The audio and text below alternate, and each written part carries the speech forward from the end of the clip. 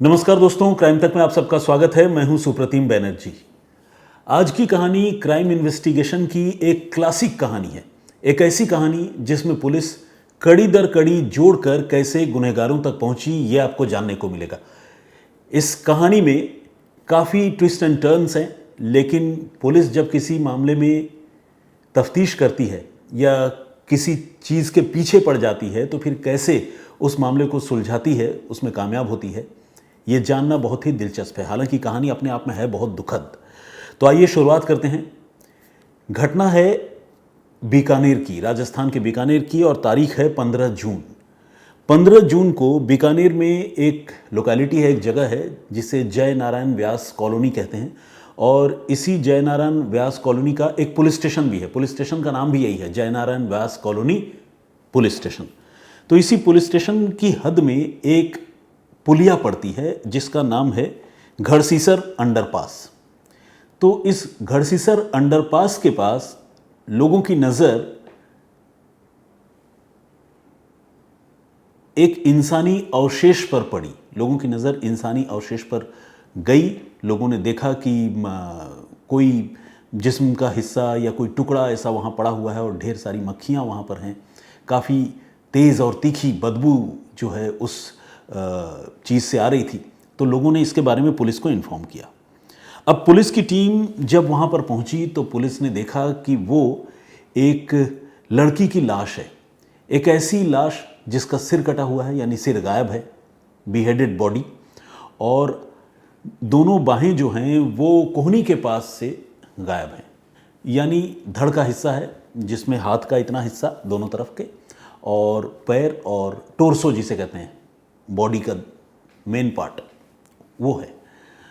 Police ने इसे बरामद किया और इसे पोस्टमार्टम के लिए भिजवा दिया ताकि कत्ल की वजह, कत्ल की टाइमिंग, इन चीज़ों के बारे में पता चल सके। साथ ही पुलिस इस लाश की पहचान में जुट गई, लेकिन दिक्कत ये थी कि बिल्कुल लाश के साथ ऐसा कोई बिलोंगिंग, पर्स या कोई आई कार्ड, ऐसी कोई चीज़ नहीं थी। तो चेहरा तो था ही नहीं क्योंकि सिर ही कटा हुआ था। तो फिर पुलिस जो है बहुत परेशान हुई। इस लड़की की पहचान पुलिस पता नहीं कर पा रही थी। हालांकि पुलिस ने जब इस लाश में जो कपड़े थे उसका बहुत बारीकी से मुआयना किया, उसे देखा, तो उसने देखा कि कपड़े जो हैं, खासकर जो टॉप है, ऊपर का हिस्सा, वो ब्रांडेड था। और ब्रांडेड होने की वजह से पुलिस को ये भी पता चला कि इस ब्रांड के कपड़ों का जो शोरूम है वो बीकानेर में नहीं है, बल्कि राजस्थान में दो ही जगह पर उस ब्रांड के कपड़े मिलते हैं। एक राजधानी जयपुर में और दूसरा जोधपुर में। तो पुलिस को ये लग रहा था कि इस डेड बॉडी का कोई ना कोई कनेक्शन जयपुर या जोधपुर से हो सकता है, लेकिन जयपुर या जोधपुर से एक लड़की जिसकी हत्या हुई है उसका कनेक्शन हो सकता है, सिर्फ इतना भर जानना पुलिस के लिए कोई कारगर नहीं था, क्योंकि इससे पुलिस पहचान नहीं पता कर सकती थी। तो खैर, पुलिस ने पहचान पता करने के लिए इस मामले की बहुत गहनता से जांच करने का फैसला किया। जो बीकानेर की एसपी है तेजस्विनी गौतम, उन्होंने इस मामले की जांच के लिए एक स्पेशल इन्वेस्टिगेशन टीम बनाई और उसे ये काम सौंपा कि आप इस मामले की तफ्तीश करो। स्पेशल इन्वेस्टिगेशन टीम ने अपने एक धाकड़ police officer, police inspector Hetram को इस मामले का इन्वेस्टिगेशन ऑफिसर बनाया और कहा कि आप प्लीज़ इस मामले की तफ्तीश शुरू कीजिए। तो पुलिस ऑफिसर्स ने अपना काम शुरू किया और सबसे पहले पुलिस की टीम जो है उसी जगह पर पहुंची, घड़सीसर अंडरपास के पास, जहां पर डेड बॉडी के ये रिमेन्स मिले थे। इसके बाद पुलिस ने वहां मौजूद लोगों से पूछताछ करना, बातचीत करना शुरू किया। ज़्यादातर लोगों ने डेड बॉडी के उन रिमेन्स को देखने की बात से इनकार किया, लेकिन एक लड़का पुलिस को मिला जिसने ये बताया कि उसने 15 जून की सुबह 6 बजे ये रिमेन्स देखे थे और उससे जो है उस वक्त काफ़ी तेज़ बदबू भी आ रही थी और उसे देखकर लगा कि शायद कोई जानवर के अवशेष है, इसलिए वो उसके पास भी नहीं गया और डेड बॉडी के उन अवशेषों को इग्नोर करके वहाँ से चला गया। लेकिन इस लड़के ने ये बात खुद पुलिस को बताई। अब पुलिस को बताने से एक बात तो क्लियर हो गई, वो ये क्लियर हो गई कि ये जो भी जिस्म का हिस्सा था उसे 15 जून को सुबह 6 बजे से पहले फेंका गया था। यानी कहानी 6 बजे से पहले की है, 6 बजे के बाद की नहीं है। तो एक टाइम फ्रेम पुलिस को पता चला। अब पुलिस को 15 जून की सुबह 6 बजे से पीछे चलना था और ये पता करना था कि आखिर ये डेड बॉडी जो है किस वक्त फेंकी गई, किन लोगों ने फेंकी, कहाँ के वो लोग थे। अब पुलिस को ये पता करना था। तो पुलिस ने इस मामले की जांच तो खैर पुलिस कर ही रही थी। अब इस मामले की जांच के सिलसिले में पुलिस को उस वक्त वहाँ से कोई क्लू और नहीं मिला। पुलिस की टीम वहाँ से वापस चली गई, लेकिन पुलिस की एक टीम कुछ घंटों के बाद फिर से वहाँ पहुँची और फिर से वहाँ आसपास के लोगों से इसके बारे में पूछताछ शुरू की। आपको जानकर अच्छा लगेगा कि शुरू में तो पुलिस को वो जानकारी मिली थी कि 6 बजे सुबह से पहले की ये बात है, क्योंकि 6 बजे किसी लड़के ने उसको देखा था डेड बॉडी को पड़ा हुआ। अब पुलिस को एक दूसरा लड़का वहाँ पर मिला। उसने एक और इम्पॉर्टेंट बात बताई और ये बहुत इम्पॉर्टेंट बात थी। उस लड़के ने ये बताया कि 14 और 15 जून की सुबह अर्ली मॉर्निंग तकरीबन 4 बजे के आसपास उसने देखा था कि घड़सीसर फ्लाईओवर के नीचे जहाँ पर यह लाश पड़ी है उसके पास एक सफ़ेद रंग की मारुति स्विफ्ट कार खड़ी थी। अब ये अपने आप में एक अजीब सी बात थी कि फ्लाईओवर के नीचे जहाँ पर आमतौर पर पूरा एरिया सुनसान होता है, रात के वक्त वहाँ कोई होता नहीं, वहाँ पर एक स्विफ्ट कार खड़ी थी। ये एक लड़के ने देखा था और लड़के ने सिर्फ इतना ही नहीं देखा, लड़के ने यह भी देखा था कि वो स्विफ्ट कार बमुश्किल 8 मिनट वहाँ पर खड़ी थी। मतलब लड़के के आईक्यू की दाद देनी होगी कि उस लड़के ने देखा था कि सुबह तकरीबन 4:03 से 4:11 तक घड़सीसर फ्लाईओवर के नीचे एक सफ़ेद रंग की स्विफ्ट कार खड़ी थी। उसके बाद वो कार वहाँ से चली गई। ये एक बहुत ज़बरदस्त इन्फॉर्मेशन था। अब पुलिस ने इस लड़के से पूछा कि अगर तुमने कार देख ली, तुमको ये भी पता है जैसा कि तुमने अभी हमने बताया कि कम से कम 8 मिनट वो कार यहाँ खड़ी थी, तो तुमने कार का नंबर भी देखा होगा, नंबर बताओ, याद करो, दिमाग पर जोर डालो। तो लड़के ने कहा जी नंबर तो देखा था लेकिन नंबर याद नहीं है। हाँ, इतना ज़रूर बता सकता हूँ कि कार का नंबर बीकानेर का नहीं है, बीकानेर में रजिस्टर्ड कार वो नहीं है, वो कार कहीं बाहर की थी। लेकिन वो लड़का ये बता नहीं पाया कि ये कार कौन से शहर की थी, राजस्थान की थी, उसने ये भी कंफर्म किया। तो ये भी एक इम्पॉर्टेंट लीड या क्लू इस मामले की जांच कर रही एसआईटी को मिली।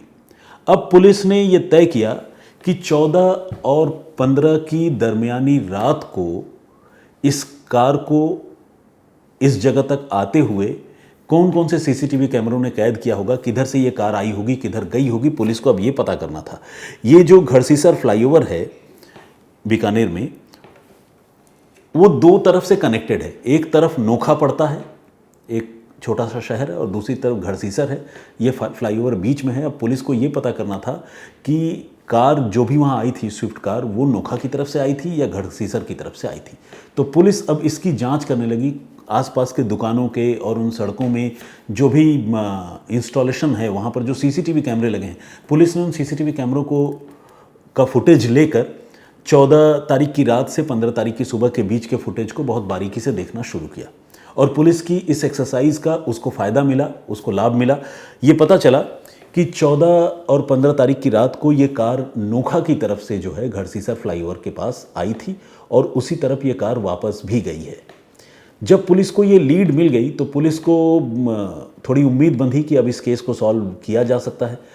अब पुलिस की टीम नोखा की तरफ आगे बढ़ी और एक टोल प्लाज़ा पर पहुंची, जिस टोल प्लाज़ा का नाम है उद्रामसर टोल। उद्रामसर टोल तक पुलिस की टीम पहुंची और टोल प्लाज़ा में जो सीसीटीवी कैमरे होते हैं, उसी टाइम फ्रेम में, बीकानेर आने जाने वाले टाइम फ्रेम में सीसीटीवी कैमरों का पुलिस ने बहुत बारीकी से मुआयना करना शुरू किया, देखना शुरू किया। और 14 और 15 तारीख की रात को ही उस संदिग्ध कार की साफ साफ तस्वीरें उद्रामसर टोल प्लाज़ा पर पुलिस को नज़र आई, जो वहाँ के कैमरों में कैद हुई थी। ये कार उसी रात को जोधपुर की तरफ से बीकानेर की तरफ आई थी और फिर अर्ली मॉर्निंग बीकानेर से ये कार वापस भी जोधपुर की तरफ चली गई थी। ये एक इम्पॉर्टेंट क्लू कह लें, एविडेंस कह लें, पुलिस को मिल चुका था और इसी उद्रामसर टोल प्लाज़ा से पुलिस को उस कार का नंबर भी पता चल चुका था। अब जब कार का नंबर पता चल गया और वो ये भी पता चल गया कि कार जोधपुर की तरफ से आई थी, तो पुलिस ने उस कार का नंबर जो है जोधपुर आरटीओ को शेयर किया, रीजनल ट्रांसपोर्ट ऑफिसर को, उनकी टीम को और उनसे कहा कि ये कार जिस नंबर पर रजिस्टर्ड है, मतलब ये नंबर जिस आदमी के नाम पर रजिस्टर्ड है, हमें उस आदमी का ब्यौरा दीजिए, उसका पता वगैरह दीजिए। तो जल्दी ही उसका पता पुलिस को मिला। इस आदमी का नाम था विकास मान, जो शिकारगढ़ जोधपुर का रहने वाला था। अब बीकानेर पुलिस की एक टीम दल बल के साथ जोधपुर पहुंची और जोधपुर में शिकारगढ़ में दिए हुए पते पर पहुंची, जहां उसे विकास मान को इंटरसेप्ट करना था, पकड़ना था, क्योंकि ये स्विफ्ट कार विकास मान की ही थी। लेकिन वहाँ पर पुलिस को जाकर झटका लगा। झटका ये लगा, पता चला कि शिकारगढ़ में जिस जगह पर वो रहता था, अब वो मकान बदल कर कहीं और जा चुका है। लेकिन जो दूसरा मकान था, पुलिस को उसके बारे में सौभाग्य से जानकारी मिल गई और जब जानकारी मिल गई तो पुलिस की टीम उसके दूसरे मकान में पहुंची और फाइनली पुलिस ने विकास मान को इंटरसेप्ट कर लिया, पकड़ लिया। उससे जब पूछताछ हुई तो शुरू में उसने इधर उधर की कहानियाँ सुनाई, लेकिन बाद में उसने कबूल कर लिया कि हाँ, एक लड़की की हत्या करके उसके लाश के टुकड़े, यानी बिना सिर वाली लाश, उसने ही बीकानेर के गढ़सीसर फ्लाईओवर के नीचे फेंके थे। ये बात विकास मान ने बताई। विकास मान के साथ पुलिस को एक महिला भी मिली जिसका नाम है संगीता। ये संगीता उसके पत्नी की तरह थी, हालांकि पत्नी नहीं थी, दोनों लिव इन में रहते थे और दोनों जोधपुर में ही पुलिस को मिल गए। और जब इनसे पूछताछ पुलिस ने की तो पता चला कि ये कत्ल विकास ने अकेले अंजाम नहीं दिया, बल्कि विकास के साथ संगीता भी इस मर्डर में शामिल थी। और जिस लड़की की उन्होंने हत्या की, उस लड़की का नाम है मुस्कान, जो इन दिनों पाली में रहती है। वो खुद भी शादीशुदा है और मूल रूप से नागपुर की रहने वाली है। लेकिन मुस्कान की हत्या विकास ने और संगीता ने क्यों की, ये एक बड़ा सवाल था। हत्या कैसे की, ये भी बड़ा सवाल था। और लाश के टुकड़े करके उसे निपटाया कैसे, ये भी सवाल था। पुलिस को अब इन सारे सवालों का जवाब जानना था। तो इन दोनों से पुलिस ने सख्ती से पूछताछ शुरू की। तो इन दोनों ने ये बताया कि विकास और संगीता, अब दोनों ने अपने बारे में बताया कि वो लंबे समय से लिव इन पार्टनर के तौर पर रहते हैं और उनका जीवन जो है वो सुखमय है। शादीशुदा वो नहीं है, लेकिन कोई दिक्कत नहीं है, सब ठीक चल रहा है। ये मुस्कान जो है, उनकी ज़िंदगी, मुस्कान की एंट्री जो है इन दोनों की ज़िंदगी में कुछ समय पहले हुई थी और वो मुस्कान भी विकास के करीब आ गई थी। मुस्कान अलबत्ता खुद भी शादीशुदा थी, लेकिन मुस्कान बार बार संगीता और विकास की जो निजी ज़िंदगी है उसमें इंटरफेयर करती थी और उसे संगीता के साथ लिव इन में रहने से मना करती थी। बेसिकली देखा जाए तो मुस्कान इस बात पर जोर देती थी कि वो संगीता को छोड़कर उसके साथ रहे। अब संगीता, जाहिर सी बात है, इस बात को कैसे बर्दाश्त करती, क्योंकि जीवन में किसी और की एंट्री हो जाए, खासकर किसी लड़की की एंट्री हो जाए। तो संगीता ने अपने पार्टनर विकास को इस बात के लिए राज़ी कर लिया कि वो दोनों मिलकर मुस्कान को रास्ते से हटा देंगे। और इसी प्लानिंग के तहत उन्होंने 14 तारीख दोपहर या शाम के वक्त ये तय किया कि वो एक मकान देखने जा रहे हैं बीकानेर में। ये कहकर वो अपनी स्विफ्ट कार से निकले और मुस्कान उनके पास आई हुई थी, तो मुस्कान को भी उन्होंने कार में बिठा लिया। और कार में बिठाने के बाद कुछ दूर तक वो बीकानेर के रास्ते में जब आगे बढ़े तो आगे बढ़ने के बाद एक सुनसान जगह पर उन्होंने कार रोकी और विकास ने और संगीता ने मिलकर गला घोंटकर कार के अंदर ही मुस्कान की हत्या कर दी। अब मुस्कान की हत्या हो चुकी थी, लेकिन अब सबसे बड़ी चुनौती थी कि लाश को कहाँ ठिकाने लगाएं, कैसे लगाएं। उन्होंने तय किया था कि इस लाश के कई टुकड़े करेंगे और 3 अलग अलग शहरों में लाश के टुकड़ों को फेंक देंगे। लेकिन इसके लिए जगह भी चाहिए थी, मौका भी चाहिए था। तो पुलिस माफ़ कीजिएगा, विकास और संगीता जो है अब इस मामले में आगे बढ़ने के लिए सोच रहे थे कि क्या करें। कुछ दूर तक वो आगे गए और फिर उनको, जब वो बीकानेर पहुंचे तो उन्होंने देखा कि वो जो गढ़सीसर फ्लाईओवर है उसके नीचे कूड़े का ढेर भी है थोड़ी दूर पर और वो जगह काफ़ी सुनसान है। तो फिर इन दोनों ने कार में ही, उनके पास एक गणासा था, वो गणासा उन्होंने निकाला और मुस्कान की जो लाश है उसका सिर काट कर अलग कर दिया और दोनों बाहें भी काट दी।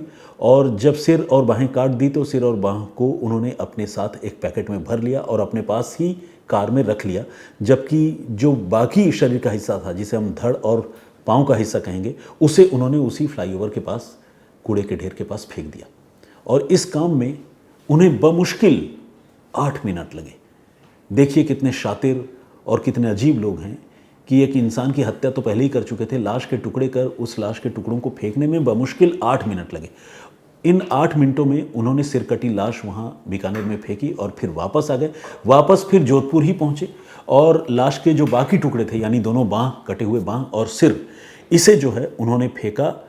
5 बत्ती चौराहा जोधपुर में एक जगह है, शास्त्री नगर पुलिस स्टेशन के हद में आता है, वहाँ पर एक गंदा नाला है, उस गंदे नाले में उन्होंने बाकी जो रिमेनिंग पार्ट्स ऑफ बॉडी है वो फेंक दिया। और इसके बाद वो घर चले गए, इत्मीनान से सो गए और उनको पूरा यकीन था कि ये राज कभी बाहर नहीं आएगा, कभी वो पकड़े नहीं जाएंगे, क्योंकि लाश के टुकड़े अलग अलग शहरों में मिलेंगे तो कौन सी पुलिस किससे बात करेगी, कैसे टुकड़े जुड़ेंगे और कैसे पता चलेगा। वो पूरी तरह निश्चिंत है कि कभी पकड़े नहीं जाएंगे। लेकिन पुलिस जब तफ्तीश करती है तो किस तरह कड़ी दर कड़ी जोड़ती है और गुनहगारों को पकड़ती है, वो आपने इस कहानी को सुनकर समझ लिया। अब इस मामले में पुलिस जो है इन दोनों को, विकास को और संगीता को तो गिरफ्तार कर ही चुकी है। मुस्कान का कत्ल हो चुका है, उसकी लाश के रिमेनिंग पार्ट्स पुलिस बरामद कर चुकी है और आगे की तफ्तीश अभी पुलिस कर रही है ताकि ये पता चल सके कि इस कत्ल के पीछे कोई और भी पेचोखम कॉम्प्लिकेशन है या नहीं है। लेकिन इतना ज़रूर है कि एक ब्लाइंड मर्डर का मामला जिसमें मरने वाली महिला की पहचान तक पता नहीं थी, यहाँ तक कि उसका चेहरा तक नहीं था, उस मामले को पुलिस ने कामयाबी पूर्वक सॉल्व किया और बहुत ही बारीकी से एक एक पॉइंट को जोड़कर पुलिस गुनहगारों तक पहुंची। तो आइए इससे पहले कि इस सिलसिले को ख़त्म करें, जल्दी से कुछ कमेंट्स पढ़ते हैं। आज भी माफ़ कीजिएगा, हालांकि आपको अगर ये एरोगेंट साउंड करता हो तो आज भी थोड़ी वक्त की कमी है और मेरे जो साथी हैं कैमरा पर्सन वो कैमरे के पीछे खड़े हैं, उनको कहीं जाना भी है, तो जल्दी से कुछ कमेंट्स पढ़ते हैं।